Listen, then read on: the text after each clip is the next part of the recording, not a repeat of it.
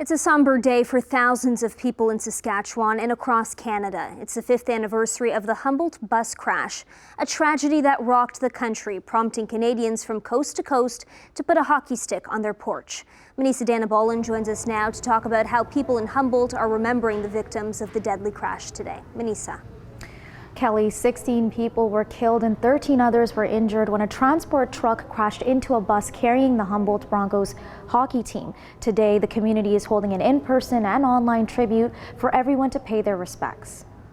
It's the anniversary of a tragic moment in Canadian history. I will grieve for my son the rest of my life. 5 years ago, the Humboldt Broncos, a junior hockey team in Saskatchewan, were on their way to a playoff game in Nipawin when their bus was involved in a crash, killing 16 players and staff and injuring 13 others. It didn't really register for the first 3 days because I was on the ground with the what we called it the command room and so forth, trying to deal with all the issues and making sure everybody was looked after. You know, it was after the third day that it really hit home, and it was devastating. We're a small city, so we knew them all. A transport truck went through the stop sign and into the path of the bus at an intersection north of Tisdale. Seeing, teammates and debris and all this stuff around me, my first instinct was just to get up. That's all I could repeat in my head was just get up.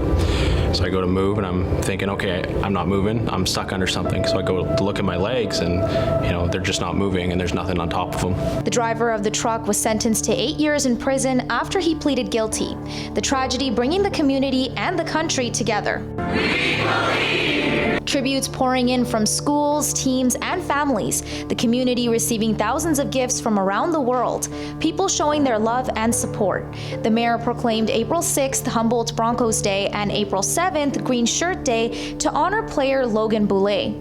It's the day he died, but thanks to him being an organ donor, he saved others, inspiring hundreds of thousands across the country to do the same. On Twitter, Saskatchewan Premier Scott Moe said members of the Legislative Assembly are wearing green shirts in the House today.